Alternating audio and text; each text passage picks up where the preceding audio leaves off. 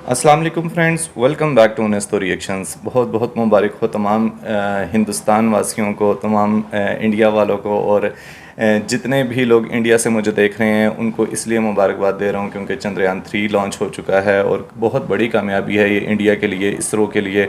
और जो नाम कमाया है इसरो ने, इंडियन स्पेस एजेंसी ने, वो मेरे ख़्याल से बहुत ही अमेजिंग है। और इसकी कंप्लीट स्टोरी क्या है वो आज चल कर देखते हैं इस वीडियो में। इस वीडियो का टाइटल है Chandrayaan 3 and ISRO stunning story. और ये वीडियो जो है वो देशभक्त की तरफ से है। तो इस वीडियो का ओरिजिनल लिंक आपको टॉप ऑफ द डिस्क्रिप्शन में मिल जाएगा, प्लीज़ उसको चेकआउट कर लीजिएगा। और अगर आप हमारे चैनल पर नए हो तो प्लीज़ पहले चैनल को सब्सक्राइब कर दें, बेल आइकन के बटन को ज़रूर प्रेस कीजिएगा ताकि हर नई आने वाली वीडियो आप तक सबसे पहले पहुंच जाए। बिना किसी देरी के चलते हैं, इसकी डिटेल जानते हैं और डिटेल में फिर बात भी करने के लिए एंड तक बने रहिएगा। Let's start. 1950s में विक्रम साराभाई ने एक सपना था इंडिया को स्पेस प्रोग्राम्स का वर्ल्ड लीडर बनाना, रॉकेटरी में भारत को आत्मनिर्भर बनाना। इस सपने को पूरा करने के लिए इंडिया को चाहिए था अपना खुद का इंडिजिनस स्पेस प्रोग्राम, जो उस टाइम के सरकार के लिए प्रायोरिटी लिस्ट में नहीं था। अब होता भी कैसे, उस टाइम में सरकार अपने internal conflicts, developmental issues, famines और सरहद पर दुश्मनों के साथ जूझ रहा था। इंटरनेशनल कम्युनिटी तो बोल रही थी इंडिया से ना हो पाएगा। स्थिति अनुरूप ना होने के बावजूद विक्रम साराभाई ने हार नहीं मानी। उन्होंने ऐसे वॉलंटियर साइंटिस्ट को ढूंढना चालू किया जिनकी मदद से वो साउथ केरला में एक रॉकेट लॉन्चिंग स्टेशन सेटअप करना चाहते थे। और हुआ भी अल्टीमेटली ऐसा ही। 1963 में तिरुवनंतपुरम के पास थुम्बाग से भारत ने अपना पहला साउंडिंग रॉकेट लॉन्च किया। और इसी छोटे से रॉकेट लॉन्च के साथ शुरू होती है हमारी स्पेस प्रोग्राम। 2008 इसरो इंडिया की खुद की एक स्पेस एजेंसी है जो विक्रम साराभाई का सपना था। अपने खुद के दम पर, अपनी खुद की इंडिजिनस टेक्नोलॉजी से लॉन्च करती है चंद्रयान 1। सारी दुनिया बहुत चक्की रह जाती है। एक कंट्री जो कुछ ही दशक पहले रॉकेट पार्ट्स को एक साइकिल के ऊपर ट्रांसपोर्ट कर रही थी, आज खुद ही अपने इंडिजिनस टेक्नोलॉजी से चांद और मंगल तक पहुंच रही है। क्योंकि इसरो के इस सक्सेसफुल चांद मिशन के बाद आया द मार्स मिशन, मंगलयान, उसके बाद चंद्रयान 2, उसके बाद एस्ट्रोसैट से लेकर 2017 में एक रॉकेट में सबसे ज्यादा सैटेलाइट्स लॉन्च करने के लिए वर्ल्ड रिकॉर्ड जो बनाया, जो 4 साल तक कोई तोड़ ना पाया।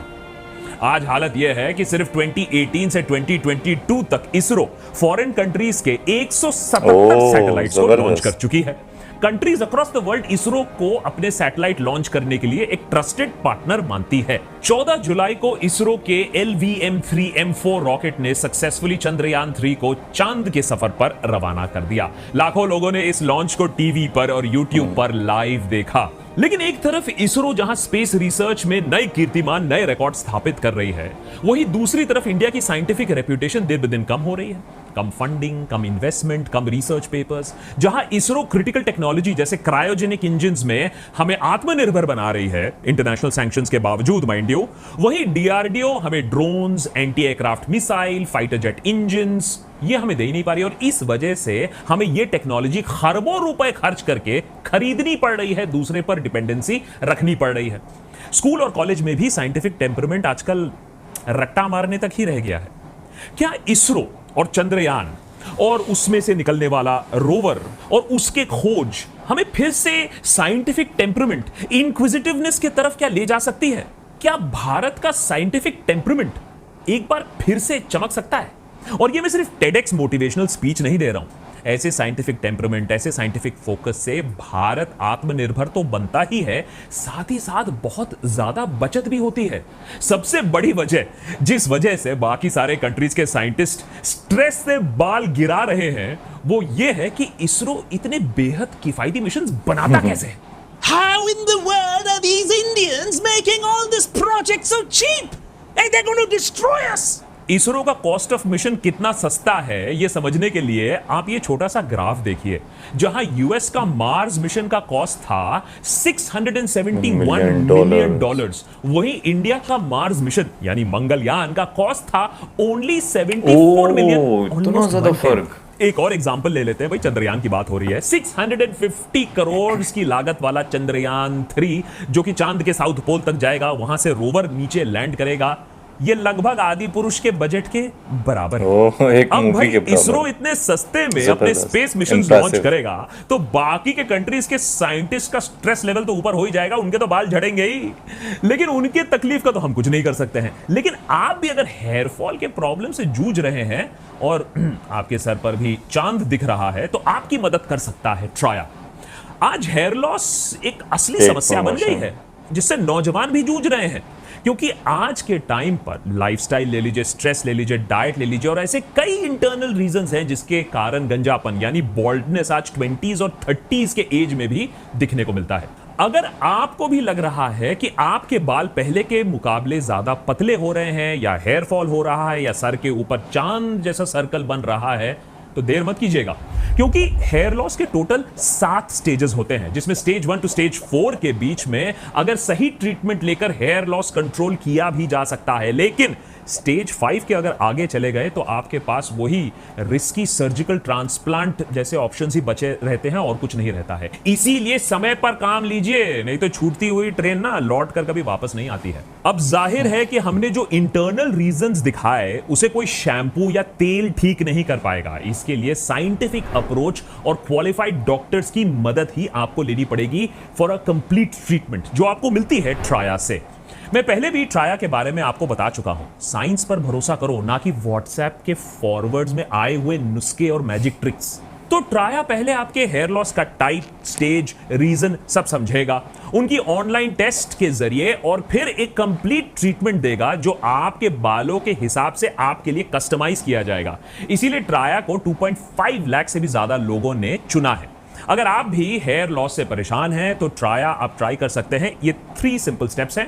traya.health पर जाइए फ्री हेयर टेस्ट के लिए, अपना 1 मंथ का कस्टमाइज्ड किट खरीदिए, फिर फ्री डाइट प्लान और हेयर कोच के मदद से 5 महीनों में आप रिजल्ट्स देख पाएंगे। और अगर आप यूज करते हैं हमारा कूपन कोड आकाश20 तो यू गेट a 20% डिस्काउंट। ये ऑफर लेकिन सिर्फ 5 दिनों के लिए वैलिड है, तो you need to hurry up. Link मैंने नीचे डिस्क्रिप्शन में दिया हुआ है। Back to our journey to the moon. Chandrayaan 3 moon के साउथ पोल पर सॉफ्ट लैंडिंग करने के लिए डिजाइन किया गया है और इस प्रयास की शुरुआत होती है चंद्रयान 1 से। यह इसरो का बहुत बड़ा एक कदम था। यहां तक पहुंचने के लिए इसरो ने बहुत मेहनत की थी। इसरो काउशेड से चंद्रयान तक कैसे पहुंचा है, इसके लिए हमने आपके लिए एक बहुत डिटेल्ड एपिसोड ऑलरेडी बनाकर रखा है। उसमें देखिएगा कि कैसे इसरो अपने फेलियर से बाउंस बैक करती है और क्या क्या मिशन उसने डिजाइन किए हैं। 2008 में चंद्रयान 1 को लॉन्च किया जाता है और उसका मिशन था 2 साल तक मून के सरफेस को सर्वे करना, सरफेस की केमिकल एंड मिनरल इमेजिंग करना, केमिकल कॉम्पोजिशन को समझना और मून के दोनों माने नियर एंड फार एंड का 3 डायमेंशनल टोपोग्राफी बनाना। मिशन टेक्निकल इश्यूज के चलते 2 साल तक तो नहीं चला, लेकिन 1 साल में ही उसने अपने मिशन ऑब्जेक्टिव्स के 95% जो उसका काम था वो पूरा कर लिया। जबरदस्त। मिशन के दौरान चंद्रयान 1 के ऑर्बिटर ने एक इंपैक्टर प्रोब को भी डिलिबरेटली मून के साउथ पोल पर क्रैश कराया। इस क्रैश के दौरान इंपैक्टर प्रोब का जो डेटा था, जो क्रैश से जो डेटा मिला, वो मून सरफेस के मॉलिक्यूल्स को उसने स्टडी किया और उस मॉलिक्यूल में वाटर, आइस का प्रमाण मिला। इस पानी मिलने के प्रमाण से नींव रखी गई मिशन चंद्रयान 2 का, जिसका ऑब्जेक्टिव था मून के साउथ पोल पर सॉफ्ट लैंडिंग करना और चंद्रयान 1 में जो पानी मिलने की जो इंफॉर्मेशन थी, इनिशियल प्रमाण था, उस पर डिटेल्ड स्टडी और रिसर्च करना। लेकिन ये कोई आसान काम नहीं है मून पर सॉफ्ट लैंडिंग करना। 2019 में चंद्रयान 2 का लॉन्च तो सक्सेसफुल रहा, लेकिन उसका एंड डिसअपॉइंटिंग था। लॉन्च के करीबन 1.5 महीने यात्रा करने के बाद चंद्रयान 2 पहुंचता है चांद के पास और वहां विक्रम लैंडर जब लूनर साउथ की तरफ अपनी सॉफ्ट लैंडिंग ट्राई कर रही होती है, तब वो अपनी 6000 किलोमीटर्स पर आवर की वेलोसिटी को कम नहीं कर पाती है और साथ ही साथ अपनी सेट ट्रेजेक्टरी से डिविएट कर जाती है। टचडाउन से बस कुछ ही देर पहले एक सॉफ्टवेयर ग्लिच के कारण लैंडर और इसरो से कांटेक्ट टूट जाता है और लैंडर क्रैश कर जाता है लूनर सरफेस के ऊपर। उस टाइम पे इसरो चीफ के सिवन और प्रधानमंत्री का एक वीडियो भी वायरल होता है जब ये क्रैश की खबर आती है और प्रधानमंत्री मोदी सिवन को कंसोल कर रहे होते हैं क्योंकि सिवन फूट फूट कर रो रहे होते हैं। वो दिन तो था फेलियर का, लेकिन इस फेलियर से इसरो ने हार नहीं मानी बिना टाइम वेस्ट किए उन्होंने फेलियर की जांच करी, एक कमिटी बैठाई जिससे चंद्रयान 3 में कुछ इंपॉर्टेंट इंप्रूवमेंट्स भी किए गए हैं, जिससे इस बार लॉन्च और लैंडिंग दोनों सक्सेसफुल रहे। इसरो के करंट चेयरमैन एस सोमनाथ ने कहा है कि जहां चंद्रयान 2 में सक्सेस बेस्ड डिजाइन अप्रोच अपनाया गया था, वहीं चंद्रयान 3 में फेलियर बेस्ड डिजाइन अप्रोच अपनाया गया है। इसका मतलब यह है कि ऐसी कोई भी वजह जिससे फेलियर हो सकती है हाइपोथेटिकली, उसको अच्छी तरीके से टेस्ट किया गया है, जिससे पहले कि इसे रॉकेट में और सैटेलाइट में लगाया जाए। तो बहुत सारे चेंजेस, बहुत सारे अपग्रेड, सेफ्टी फीचर्स के साथ 14 जुलाई को चंद्रयान 3 सक्सेसफुली लॉन्च हो ही गया। चंद्रयान 2 की तरह चंद्रयान 3 भी लॉन्च व्हीकल इसरो का सबसे powerful dependable rocket GSLV Mark 3, या जिसका अब नाम हो गया है LVM-3 से हुआ। चंद्रयान 3 स्पेसक्राफ्ट के 3 पार्ट्स हैं। पहला है लैंडर मॉड्यूल, जिसका काम है कि मून पर सॉफ्ट लैंडिंग करना और वहां से फिर रोवर को डिप्लॉय करना। दूसरा, अपने आप में जो रोवर है, जो लूनर सरफेस पर सैंपल कलेक्ट करेगा और उसका केमिकल एनालिसिस करके बाकी रिपोर्ट अर्थ को भेजेगा। और तीसरा है प्रोपल्शन मॉड्यूल, जिसका काम है रोवर और लैंडर को रॉकेट से लूनर ऑर्बिट के 100 किलोमीटर के दायरे पर ले जाना और फिर उससे अलग हो जाना।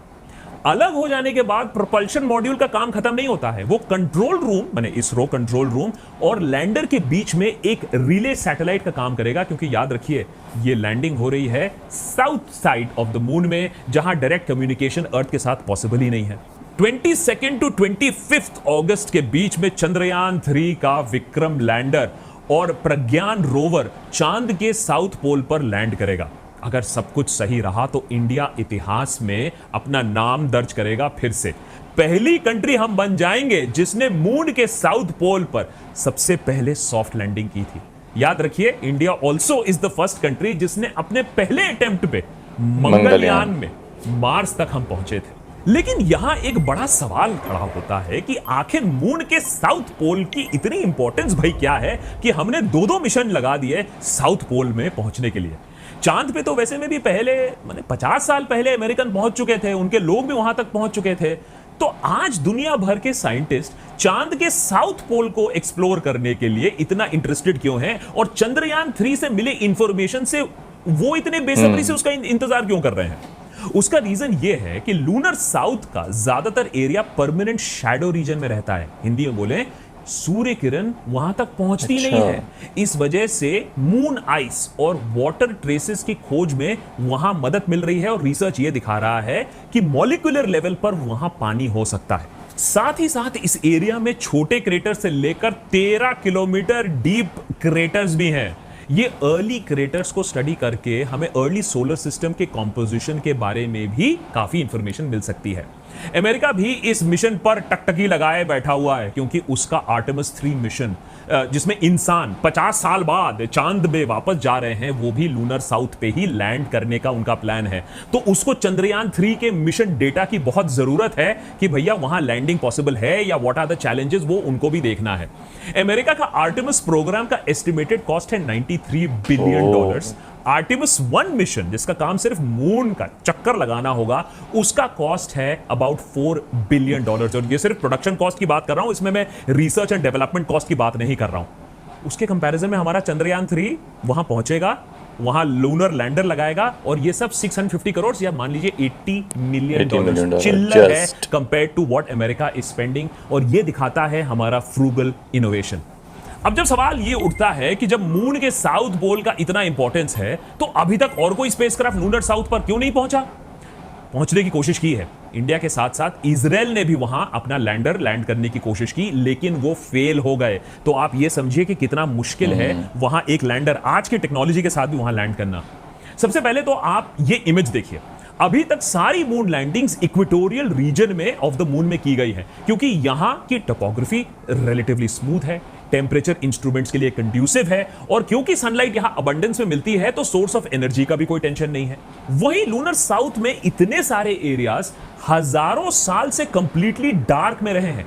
यहां टेम्परेचर लगभग -230 डिग्रीज होता है, और साथ ही साथ बहुत ही ज्यादा खतरनाक गहरे क्रेटर्स। इन वजहों से इंस्ट्रूमेंट्स का यहां काम करना बहुत ही ज्यादा और मुश्किल हो जाता है। इसीलिए विक्रम लैंडर और प्रज्ञान रोवर को सिर्फ एक लूनर डे यानी 14 अर्थ डे के बराबर डिजाइन किया गया। इनका फंक्शन ही उतना लंबा होगा। लूनर नाइट जो कि और ठंडा हो जाता है, उसके लिए इसको डिजाइन नहीं किया गया है। आज मुझे पता है कि हम सबको इसरो के साइंटिफिक अचीवमेंट्स पर बहुत ज्यादा ही गर्व महसूस होता है। वैसे ये बात मैं बोलते बोलते थकता नहीं हूं कि चंद्रयान 1 का मैंने खुद श्रीहरिकोटा से लाइव लॉन्च देखा है एज अ रिपोर्टर। गर्व से सीना चौड़ा हो गया था। लेकिन फैक्ट तो यही है कि आज के डेट में साइंस के फील्ड में इंडिया के दो parts, there are two Indias, जहां एक और इसरो के साइंटिफिक अचीवमेंट्स हैं, वहीं दूसरी ओर इंडिया में गिरता हुआ साइंटिफिक टेम्परामेंट और अंधविश्वास की तरफ हमारा बढ़ता हुआ रुझान। जहां इसरो एक तरफ दूसरी कंट्रीज के सैटेलाइट्स को स्पेस में लॉन्च करके पैसा कमा रहा है, रिस्पेक्ट कमा रहा है, वहीं डीआरडीओ उसके पुअर परफॉर्मेंस और अनरिलायबिलिटी के चलते उसको फटकार पड़ रही है और टैक्स पेयर का पैसा जा रहा है, वो नाश हो रहा है, वो अलग। कैग ने अपनी एक रिपोर्ट में डीआरडीओ को आड़े हाथ लेते हुए कहा कि मिशन मोड प्रोजेक्ट्स, ये वो प्रोजेक्ट्स हैं जो हाई प्रायोरिटी हैं देश के लिए, देश की सुरक्षा के लिए, नेशनल सिक्योरिटी के लिए, डीआरडीओ उनको टाइम पर डिलीवर ही नहीं कर पा रहा है, जिससे कॉस्ट ओवररन हो रहे हैं और ऑफ कोर्स पैसे की तो बर्बादी हो ही रही है। और ये डिले कुछ 1-2 महीने की नहीं हो रही है, सालों दर सालों की डिले चल रही है, डबल ट्रिपल टाइम लग रहा है। फॉर एग्जांपल हेलिना, जो कि एक एंटी टैंक हेलीकॉप्टर मिसाइल है, उसका कंप्लीशन होना था 2010 में, पर फाइनली जाकर पहला सक्सेसफुल टेस्ट हुआ है 12 साल बाद, माने 12 साल के डिले के बाद 2022 में। दूसरा एग्जांपल ले लीजिए, 2011 में डिफेंस मिनिस्ट्री ने एक प्रोजेक्ट दिया, design and development of medium altitude long endurance MALE UAV। अब ये प्रोजेक्ट सैंक्शन किया गया था with a probable completion date of August 2016, जिसको पहले 5 साल के लिए बढ़ाया गया, फिर 2020 में 3 साल के लिए और बढ़ाया गया, और फिर 2020 में 3 साल के लिए और खिसकाकर अगस्त 2023 इसका डेट बना दिया गया। कैग ने अपने रिपोर्ट में बताया कि इस ड्रोन के ना होने से हमारी आर्मी के एरियल सर्वेलेंस काफी कमजोर है। 1600 करोड़ में होने वाला यह प्रोजेक्ट 1800 करोड़ का तो हो ही गया है, और साथ ही साथ जो नहीं हमें बेनिफिट मिला एरियल सर्वेलेंस का, उसका अलग। डीआरडीओ की इस नाकामी के वजह से इंडिया को आज 30 से भी ज्यादा ड्रोन्स $3 बिलियन में अमेरिका से खरीदने की बात चल रही है। आप सोचिए कि कितना ज्यादा एक्सपेंसिव है, और इसीलिए अभी तक निगोशिएशंस चल ही रही हैं, क्लोज नहीं हुआ है। अगर नटशेल में बोलूं तो कैग ने 175 प्रोजेक्ट्स को एग्जामिन किया, जिसमें 2/3 प्रोजेक्ट्स डिले हो रहे हैं, और ऑफ कोर्स समय सीमा से 5 गुना टाइम तक भी कुछ जगह एक्सटेंशंस मिल चुके हैं। अजय भट्ट, जो कि minister for state for defence हैं, उन्होंने पार्लियामेंट में यह बताया कि डीआरडीओ की अभी करंटली 55 जो मिशंस हैं, जो मिशन मोड प्रोजेक्ट्स हैं 55, उसमें से 23 ऑलरेडी डिलेड हैं। तेजस मार्क 2, मिसाइल, सबमरीन्स जैसे बेहद जरूरी प्रोजेक्ट्स अभी डिले पर चल रही हैं। मंत्री जी ने यह भी बताया कि डिले के कारण 55 में से 12 प्रोजेक्ट्स ऑलरेडी कॉस्ट ओवररन पर चल रहे हैं। यह पैसा कहां से आ रहा है? आपके और मेरे टैक्स पेयर मनी से आ रहा है। अब सोचिए 55 प्रोजेक्ट्स का टोटल सैंक्शन कॉस्ट है 75,000 करोड़। इसमें से अगर आधे भी डिले हो जाते हैं तो सोचिए इसमें कॉस्ट ओवररन कितना हो रहा है, और प्लस हमारे डिफेंस फोर्सेस को जो मार खानी पड़ रही है, जो नुकसान झेलना पड़ रहा है, वो अलग। और डिफेंस का एग्जांपल नहीं, सेमीकंडक्टर की बात कर लीजिए, क्योंकि आजकल काफी न्यूज में आया है। रिसेंटली ये सुनने में आया कि फॉक्सकॉन ने वेदांता के साथ $20 बिलियन का सेमीकंडक्टर प्लांट वाला डील कैंसिल कर दिया है, पुल आउट कर लिया है। सेमीकंडक्टर्स आपके फोन से लेकर सैटेलाइट में सब जगह यूज होता है। शायद ही आज के डेट में ऐसी कोई टेक्नोलॉजी हो जिसमें सेमीकंडक्टर्स का इस्तेमाल नहीं होता है, लेकिन इस एसेंशियल प्रोडक्ट के लिए हम दूसरों पर कितना डिपेंडेंट है, यह बात आप इससे समझ सकते हैं कि हमारी 90% सेमीकंडक्टर रिक्वायरमेंट हम इंपोर्ट कर रहे हैं। अब आप इस कंफ्यूजन में मत रहिएगा कि यह हालत इंडिया में हमेशा ऐसी रही थी। 1987 में इंडिया की chip manufacturing cutting edge technology हमारे पास थी, और हम दुनिया के साथ कंधे से कंधा मिला रहे थे 1987 में। आज हम 12 जनरेशन पीछे चले गए। Red tapism, lack of vision, lack of infrastructure, corruption, बहुत सारे कारण हैं। 1984 में सेमीकंडक्टर कॉम्प्लेक्स लिमिटेड या SCL इंडिया में कटिंग एज टेक्नोलॉजी यूज कर रहा था चिप मैन्युफैक्चरिंग के लिए। इस टाइम पे चाइना और ताइवान ने इस सेगमेंट में एंट्री भी नहीं मारी थी। 84 पर 1989 में ये पूरा का पूरा प्लांट जलकर राख हो गया, और सरकार ने कोई खास कदम नहीं उठाए इसे रिवाइव करने के लिए। इससे इंडिया की सेमीकंडक्टर जर्नी में काफी तेज का धक्का लगा है। अभी हम उठने की ही कोशिश कर रहे हैं। SCL की अहमियत हमारी इसरो ने समझी और उसको रिवाइव किया अपनी चिप्स की रिक्वायरमेंट पूरी करने के लिए। सोचिए अगर सरकार ने टाइम रहते थोड़ा ध्यान दे दिया होता तो आज हम सेमीकंडक्टर्स के लिए दूसरों पर डिपेंडेंट नहीं होते। आज चाइना और ताइवान चिप मैन्युफैक्चरिंग में क्या कर रहे हैं और कहां पहुंच चुके हैं ये मुझे बताने की जरूरत नहीं है। एक तरफ से कहें तो आज हम टॉप से बॉटम सिर्फ अपनी नाकामियों और अपनी गैर जिम्मेदारी की वजह से हैं। डीआरडीओ, एचएएल, सेमीकंडक्टर इंडस्ट्री, यहां हमें हालात अपने साफ दिख रहे हैं कि हम डिफेंस मैन्युफैक्चरिंग सेक्टर में, क्रिटिकल टेक्नोलॉजी में कितना पीछे हैं। और साइंटिफिक टेम्परामेंट की भी बात कर लेते हैं। रिसर्च एंड डेवलपमेंट कहां हम इन्वेस्ट कर रहे हैं, हम भी बहुत पीछे रह गए हैं। पिछले 20 सालों से सरकार का ऑब्जेक्टिव रहा है कि जीडीपी का 2% हम रिसर्च एंड डेवलपमेंट पर खर्च करें। 2% तो छोड़ो, यहां इन्वेस्टमेंट पार्ट ऑफ जीडीपी गिर रहा है। Department of science and technology की रिपोर्ट अगर आप देखें तो जहां 2011 में जीडीपी का 0.76% आरएनडी को अलॉट किया गया था, वही 2020 में यह गिरकर 0.64% ऑफ द जीडीपी रह गया।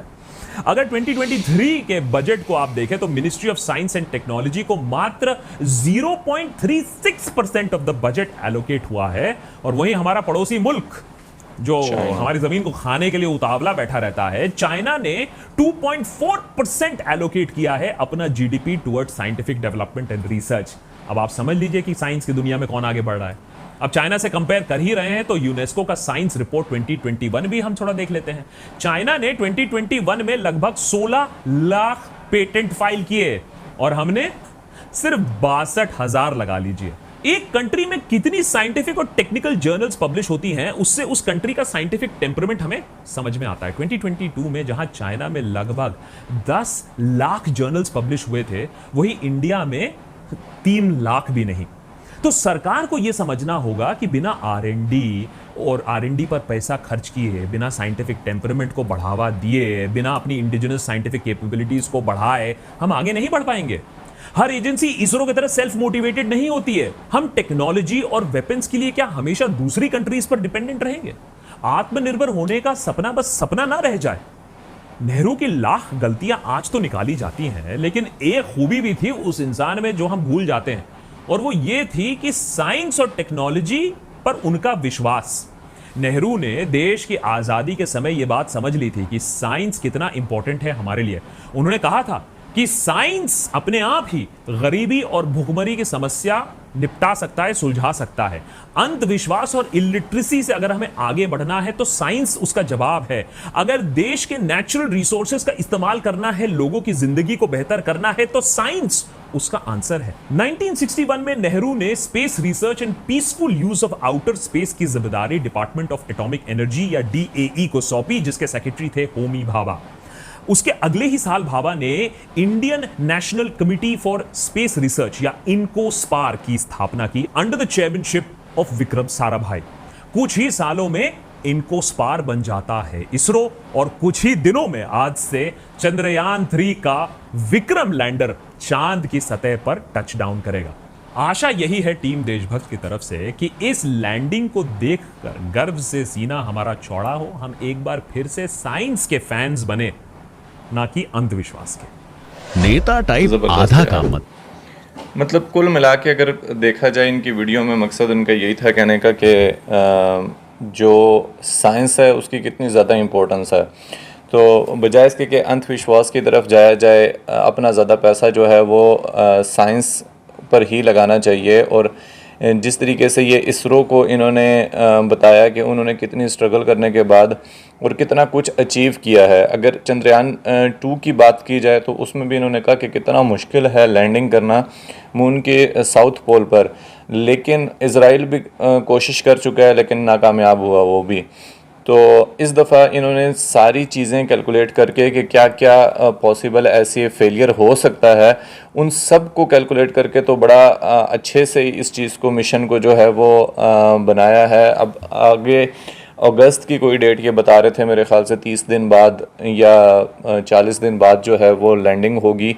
तो हम भी ख़ुद भी यही दुआ करते हैं कि ये लैंडिंग सक्सेसफुली हो, सॉफ्ट लैंडिंग, और उसके बाद जो कुछ इनका मिशन में है, जो कलेक्ट करने हैं इन्होंने, जो चीज़ें भी इन्होंने कलेक्ट करनी है वो ये इसमें कामयाबी मिल जाए इनको।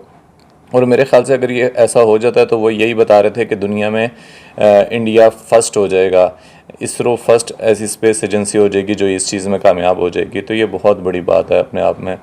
और कुछ वीडियो के हिस्से में इन्होंने इसका कंपैरिजन DRDO से किया कि वो उनके जो जितनी भी उन चीज़ें हैं वो कितनी ज़्यादा डिले हुई हैं। कोई अगर ड्रोन टेक्नोलॉजी से लेकर कोई डिफेंस की कोई और टेक्नोलॉजी हो गई तो वो भी बहुत ज़्यादा डिले हुई हैं, जिससे कॉस्ट भी बढ़ी और काफ़ी ज़्यादा नुकसान हुआ इंडिया को।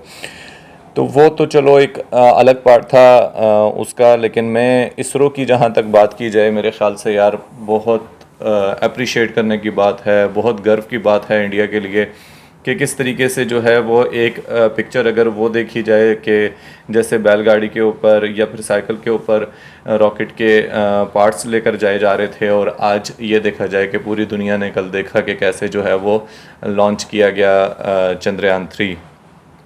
और सबसे बड़ी बात कि उसकी कॉस्ट बहुत ज़्यादा कम, मतलब कि एक मूवी की कॉस्ट के बराबर कॉस्ट यार, ये कुछ भी नहीं है। वही इन्होंने जैसे कहा कि चिल्लर है चिल्लर। और इससे पहले मिशन मंगल भी जो है वो भी इस तरीके से किया जा चुका है कि उसकी कॉस्ट इतनी कम थी कि दुनिया हैरान रह गई थी। ये बहुत बड़ी बात है, बहुत बड़ी बात है इंडियन साइंटिस्ट्स के लिए। और वो जो एक फुटेज दिखाई थी कि जब चंद्रयान 2 जो है वो उसकी लैंडिंग सॉफ्ट लैंडिंग नहीं हो पाई थी तो वो किस तरीके से गले रख कर जो है वो मोदी जी के साथ रो रहे थे। और वो बड़ी बात थी यार कि वो प्राइम मिनिस्टर जो हैं उनको कैसे दिलासा दे रहे थे और कैसे उनको जो है वो उस चीज़ में अप्रिशिएट कर रहे थे कि कोई बात नहीं, ये कामयाबी वक्ती कामयाबी नहीं थी, लेकिन काफ़ी कुछ उस टाइम पे भी ऐसा तो है ना कि एक मिशन इंसान बनाता है तो वो अगर कंप्लीट नहीं भी हो पाया तो इसका मतलब ये नहीं है कि वो 100% फेल हुआ। वो इसका मतलब है कि 90% कामयाब गया था, 10% उसमें कुछ ना कुछ रह गया था तो वो इस दफ़ा उसमें पूरा कर दिया जाएगा। तो ओवरऑल अच्छी वीडियो थी, बहुत अच्छी थी, सीखने को काफ़ी कुछ मिला। और इसरो का जानकर बड़ी खुशी हुई। इसरो का जो अब नासा के साथ कंपैरिजन है वो काफ़ी ज़्यादा मतलब यार एक तो ये मक्खियाँ इतनी तंग कर रही हैं ना, सावन चल रहा है और बारिश भी डेली हो रही है, उसके बाद कीड़े मकोड़े जो हैं, मक्खियाँ लाइट की वजह से जो है ना वो इधर आ जाती हैं। पूरी वीडियो में मुझे ये इरिटेटिंग लगी हुई थी मक्खियाँ, कभी आ रही हैं कभी कीड़े आ रहे हैं। चलें सॉरी। बहरहाल फ्रेंड्स, मेरी तरफ से आप सब लोगों को मुबारकबाद। और हम लोग तो पता नहीं कौन से आगे चल कर जो है वो इस तरह की कोई चीज़ पाकिस्तान के लिए देख पाएंगे। ऐसा तो दूर दूर तक कोई भी नहीं है, कोई मिशन ऐसा नहीं है कि जो यार हम लोग सेटेलाइट कोई भेजें, क्योंकि अभी तो मैंने ऐसा सुना ही नहीं है कभी कि इस पर कोई काम भी कर रहा है कि नहीं कर रहा। बहुत पीछे हैं हम लोग, बहुत ज़्यादा पीछे हैं दुनिया से। एक तरफ हमारा एक पड़ोसी चाइना, एक तरफ हमारा एक पड़ोसी इंडिया, दोनों की आपस में जो है वो काफ़ी ज़्यादा इन चीज़ों को लेकर जो है वो चल रहा होता है कि यार इंडिया के मिशंस हो गए, चाइना के हो गए, और पाकिस्तान इन सब से बहुत ज़्यादा पीछे है साइंस में। हमारे इधर जैसे इन्होंने कहा ना अंधविश्वास का, तो पाकिस्तान के यहाँ तो अंधविश्वास हद से ही ज़्यादा है। साइंस की तरफ तो कोई तवज्जो नहीं है, बस कोई अंधविश्वास ही चल रहा है सारा, उसी के भरोसे ही जी रहे हैं। तो फ्रेंड्स, आप लोगों को कैसी लगी वीडियो ज़रूर कमेंट बॉक्स में बताइएगा। और अगर आप लोगों को पसंद आई हो तो प्लीज़ वीडियो को लाइक कर दें, चैनल को सब्सक्राइब कर दें, बेल आइकन के बटन को ज़रूर प्रेस कीजिएगा ताकि हर नई आने वाली वीडियो आप तक सबसे पहले पहुंचे। मिलते हैं नेक्स्ट वीडियो में, टेक केयर।